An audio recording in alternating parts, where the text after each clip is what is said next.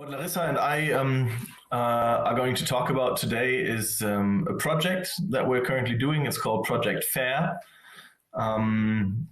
It's a project that, when I say we, I mean CASE, so Candidate Select, and the University of Cologne are doing. And we have a couple of associated partners who are doing that with us, who are more on the practical side and who are there to test and implement and validate and optimize all the tools that we are developing.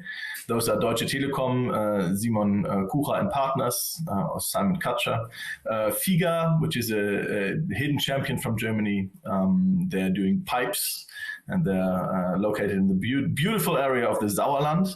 And we have Studitemps, which is an HR company for students, and they offer flex work, and they're essentially one of the largest employers of students in Germany. So what this project FAIR is about, FAIR is short for Fair Artificial Intelligence Recruiting. And the idea of this project is to develop algorithms that help to score information that can be found on the CVs of people. But we not only want to score them, but we want to make sure that the way we score them is free of discrimination and is also fair in a sense that people have the right chances to be hired. Yes.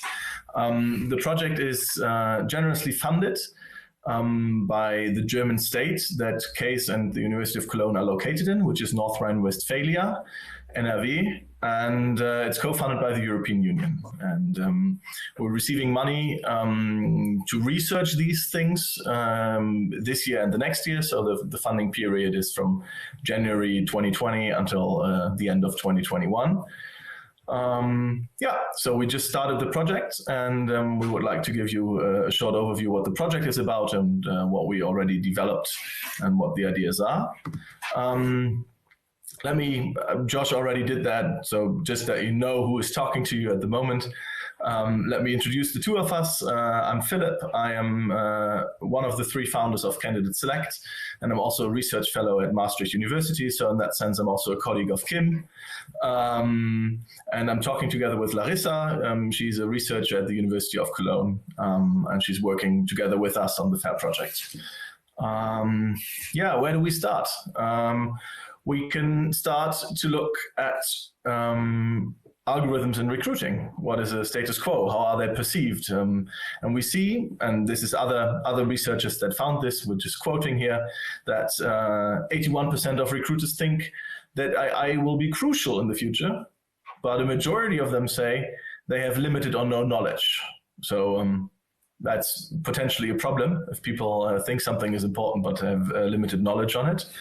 We also see that in another study, a quarter of HR employees say that they have sufficient knowledge regarding applications and functioning of these algorithms. So then we have to ask the question, do we need to understand how they work in order to use them? Why is it important, maybe? And these are also things that one can discuss about. And if we talk about acceptance of these tools, we see in studies that a quarter of applicants welcomes the usage of algorithms, so they are happy that such algorithms are being used, and this is the interesting twist here: women are more likely to trust algorithms than men, and this is a bit counterintuitive, because what we normally see in these terms of acceptance of digital tool studies is that men are more likely to accept digital tools than women. But here it switches. And I think one of the reasons why it switches is that women do realize that there is labor market discrimination against certain groups, one of them being females, but also by race, by origin, all these kind of variables that should not be used. And because they realize that there is discrimination, they are more likely to give it a go, to be open for it, to see whether this can actually decrease the problem of discrimination. Because what is clear, and there really can be no doubt if you look at the literature, is that HR does discriminate in recruiting. So this is just a selection of 16 studies. There's so many more.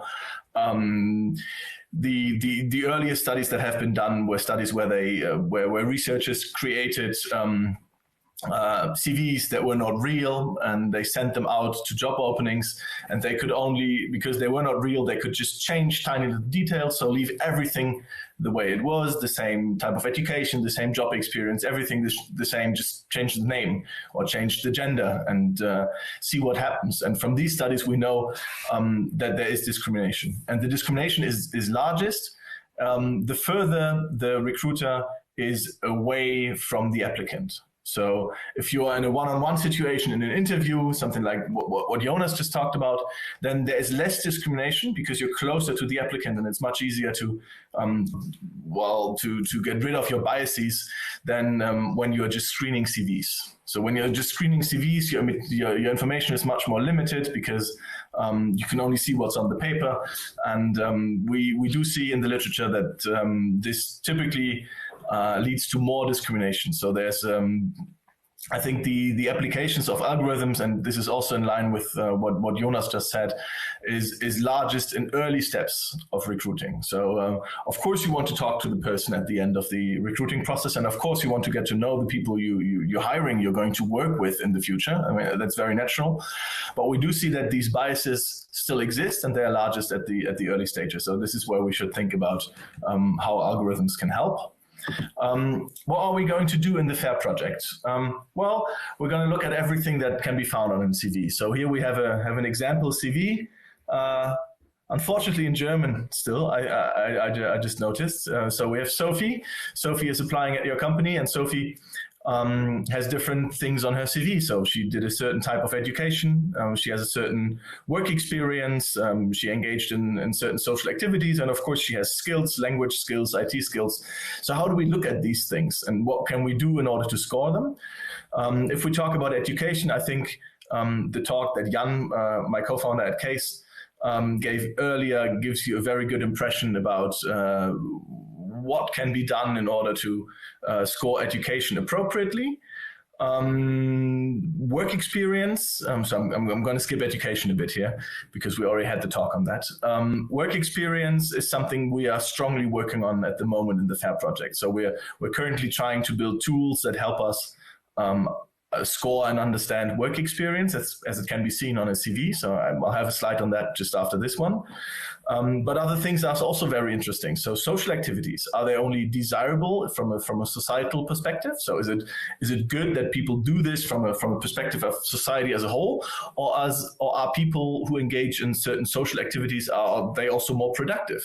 Because in the end, companies have to make hiring decisions that improve the productivity of the company those people are going to be working for, and it's a bit too much to ask to improve the workings of the entire society. So we'll be looking at social activities, but we'll also be looking at skills, and then we have to ask questions on how can we validate those skills. So if we look at the scoring of work experience, we always have to think about a concrete position at hand. So a position that we are trying to fill, because job experience in the past might be super applicable and very relevant for a certain position, but completely unimportant and can be ignored for another position. So when we're trying to fill a certain position, we have to look at what has a person done in the past. So we have to look at the job description, and this is something we have to teach to our algorithm. What occupations are best fit, but job positions, job descriptions also feature some element of hierarchy. So they not only tell us what someone did, but also on what level that person worked. And of course, if someone manages to get promoted, that is generally a good sign, even if promotion processes are not fair. We have to ask ourselves the question, where did someone work? So if I'm a self-employed consultant trying to fill the gaps on my CV, that's obviously something else than working for a top consultancy and being a consultant there. So we have to look at that. We have to look at when, at the duration, how long did I work for a certain company? So and there we don't know the answer yet. So we don't know what is the optimal employment length for certain jobs. We know that if someone changes jobs every 1 or 2 months, then that person will probably not have learned a lot, so that's not a good sign. And if someone is in the same job for 30 years, then I guess that the learning curve is also not very steep anymore, so that's also not optimal. But somewhere between these two extremes, there will be an optimum. And we need to ask ourselves, where is that optimum? What is good? What sends the best signal to the algorithm and then to the recruiter who will get the results? And in the end, we're doing all that to get to the how. And this is something we cannot see on the CV, unfortunately. But this is what we're interested in. How well did someone perform? Because that's a good predictor of how well that person will perform in the future. So we have to ask ourselves these questions. Essentially, with everything on the CV, we're trying to measure how successful people were in a certain situation, and then we use that as a proxy of whether they will be successful on the next stage. Okay, so this is a lot about the algorithms that we are developing, but I said that this project has a twist, and I think this is what makes this project unique, because we're trying to decrease discrimination. So we have to ask ourselves the questions, do algorithms discriminate? And yes, algorithms can discriminate. And there are two conditions which need to apply so that this can happen. Unfortunately, these conditions are met rather easily. So we really have to worry about these things, and we really have to ask ourselves some questions. The first condition for algorithms to discriminate, to sort of manifest the discrimination that has happened in the past, is that groups are identifiable. So you can identify whether someone is male or female. You can identify whether someone is from the UK or from Europe or from India or wherever. And the easiest way there is direct identification. So if someone tells you their gender, if the gender is communicated, is given to the algorithm as a variable, then it's obvious, it's trivial that this identification is met. Unfortunately, there's also something like indirect identification. So even without telling you the gender of a certain person, if I tell you that someone studied, for example, engineering, you will already have a first perception that it's more likely that that person is male. And if I then tell you more things, for example, that he likes to spend his time watching football on the weekends, or that he's engaged in certain parties, let's say the UKIP, for example, which hardly has any females, then you will be more sure about your judgment of that person being male. And the more information we give to an algorithm, the easier it becomes to induce the group that a certain applicant is belonging to from the information that was given. And of course, we want to give a lot of information to the algorithm because we're doing this to improve the quality of our recruiting decisions. So withholding information is not a good solution to this. It will make the algorithm fairer in that sense, but it will also make it less efficient. So if you roll a dice, that is, whether you want to hire someone or not, that is certainly free of discrimination because everyone has the same chances, but it's not an efficient hiring algorithm. No one would argue to do that. So we have to strike a balance. The other condition that we need to worry about is whether there's discrimination in the training data. And again, this condition is met rather easily because as soon as you start training your algorithm with something like job market statistics, wage, promotions, job evaluations, there is discrimination in there. We can see it from the literature. So we know that males are paid more than females. We know that they're more easily promoted and so on and so forth. So once you train your algorithm with these kind of data, your algorithm will maybe indirectly learn to identify those people and then give them a bonus or a punishment. And this is not a good idea. So what would be better training data, and this is also what Jan talked a bit about, is we can look at HR diagnostic measures, we can look at cognitive ability, we can look at personality. These things are more neutral in a sense, so depending on the test. So for cognitive ability, you could be doing something like a Raven test that's culturally neutral in the sense that it doesn't require any language skills and these type. So for these data, they are more neutral, but they should also be investigated. So whenever you're training an algorithm, you should investigate the data for bias and discrimination. And luckily, there are also ways to statistically correct the data to mitigate the problem. So you could, if you have, for example, wage data, you could take out the gender pay gap in that sense that you just adjust the wages by the differences that you find from a corrected gender pay gap that just still perceives in the data, which has nothing to do with position and so on, but is just driven by gender. You could take that out. I'm very happy that Larissa is with me, because this is the moment where I'm going to hand over to her, and she's going to tell you how we want to evaluate algorithms with something that we created, and it's called the FAIR Index. So thank you for listening, and Larissa will take it from here. Yeah, thank you so much.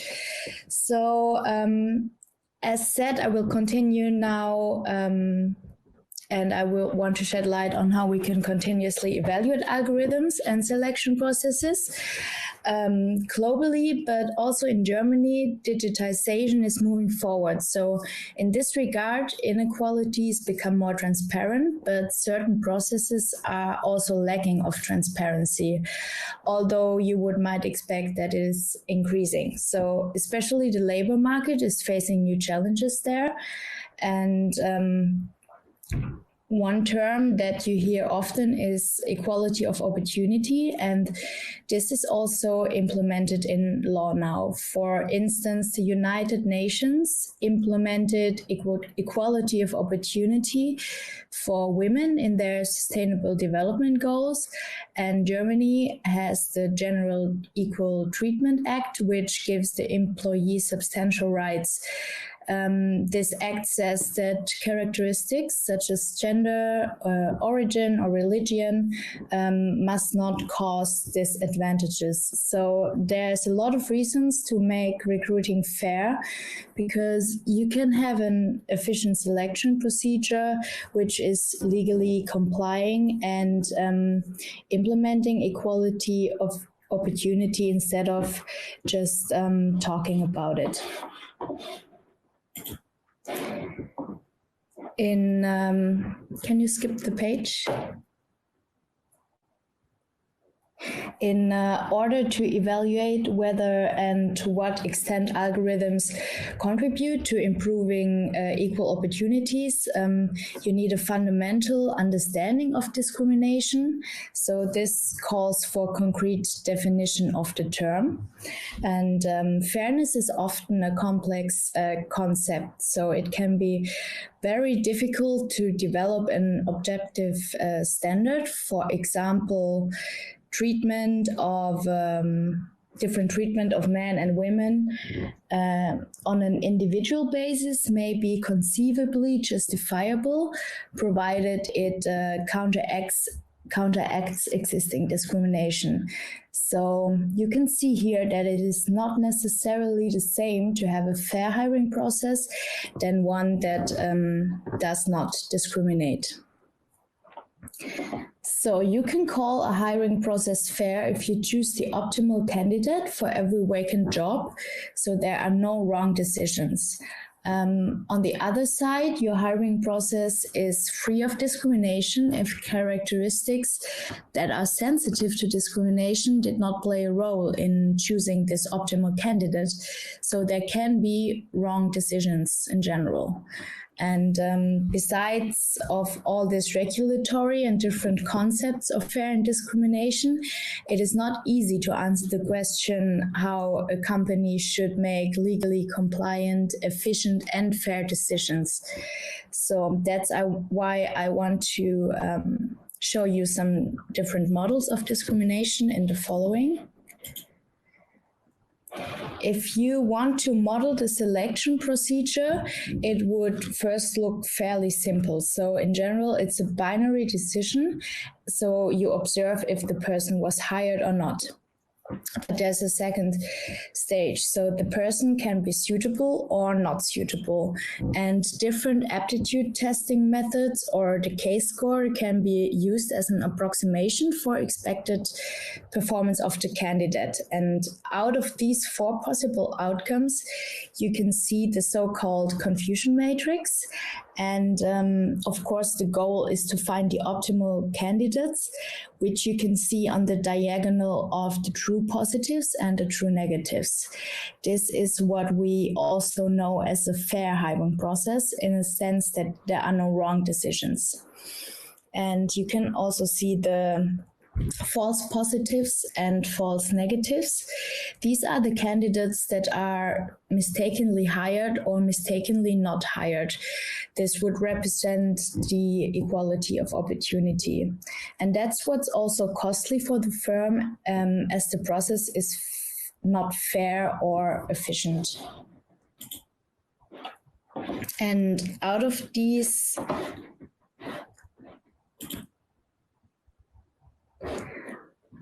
confusion matrix, we can derive the concepts of group fairness and individual fairness. So group fairness can be divided in two parts. The first is parity mistreatment. There are two criteria that can be evaluated on.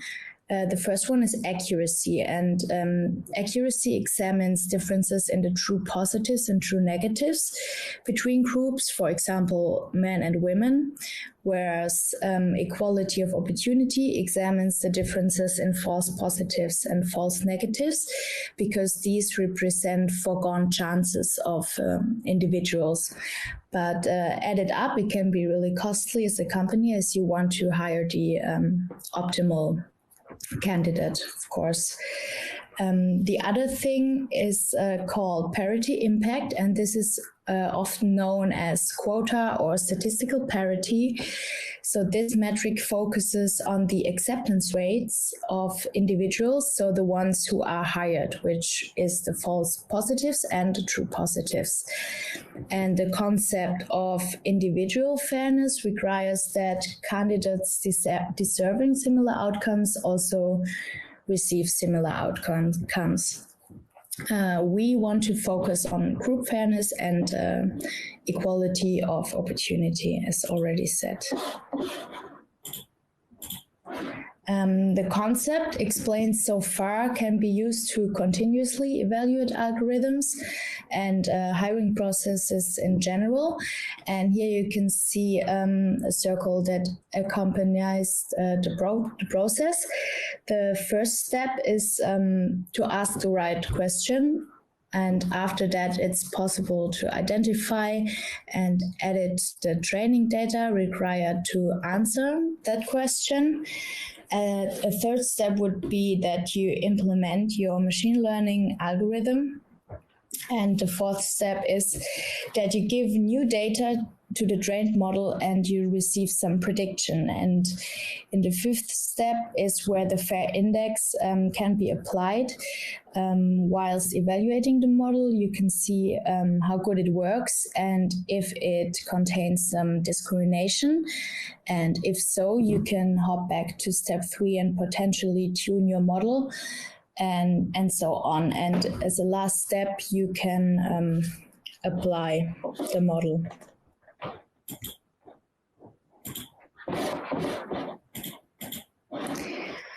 So to enlarge upon the evaluation of models, we developed the FAIR index, and he focuses on equality of opportunity in the context of group fairness. This means he assumes that there are wrong decisions in the hiring process. So if errors occur repeatedly and increasingly at the expense of a certain group, this can be an indication of existing and systematic discrimination, especially if they cannot be traced back on expected performance. And the FAIR index allows for measurement of discriminatory tendencies of both algorithms and people in application processes. And in this way, the FAIR index increases transparency regarding the status quo and shows how patterns develop over time, as well how they may be improved.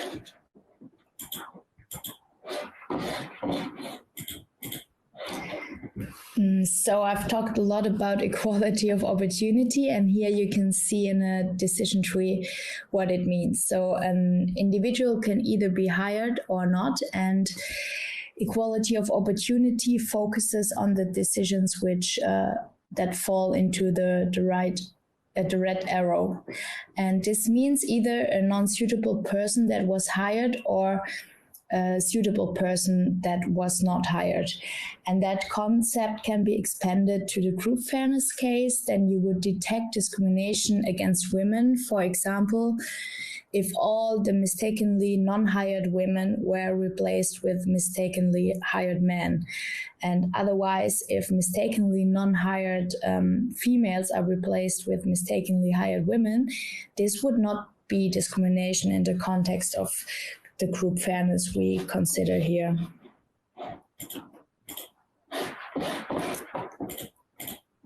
Here you can see some exemplary results of the FAIR Index.